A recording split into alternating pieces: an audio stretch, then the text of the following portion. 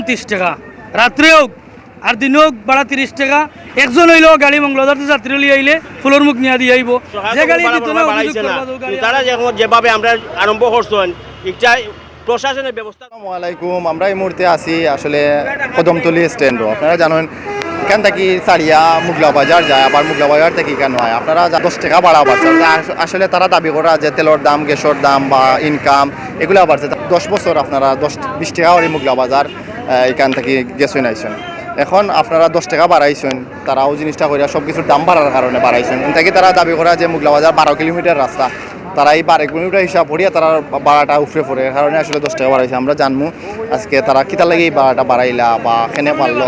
তারা গ্যাসের দাম বাড়ছে 2 বার, আমরা ভাড়া বাড়াইছি না, 20 টাকা রাখছি।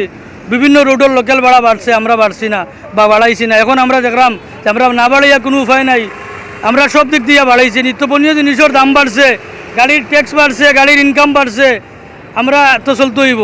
আগে একটা তার কিনছি 10 টাকা, এখন কিনি 30 টাকা। আগে গ্যারেজ ভাড়া দিছি 10 টাকা, এখন দেওয়া লাগে 30 টাকা। তাহলে এগুলা দিয়া লাস্টে দেখা যায় মালিকটাও জায়গার থাকে, ড্রাইভারের কিচ্ছু থাকে না। বিদায় আমরা এখন 20 টাকার ভাড়া 30 টাকা করছি।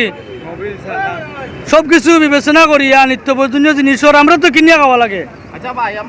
তবে স্ট্যান্ডার্ড গাড়ি থাকতে হইব। বাইরা গাড়ি যদি আইয়া লামি যায় না, রেস্টুরেন্টের গাড়ি গিয়া বদনাম দিতে হইতো না।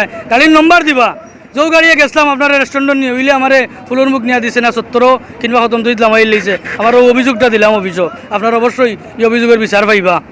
ধন্যবাদ। ভাড়া এখন 30 টাকা, আগে এক সময় আছিল 15 টাকা, 15 টাকা জায়গা তো 29 টাকা 20 টাকা আছিল, 20 টাকা থেকে 29 টাকা, 10 টাকাও অ্যাডভান্স।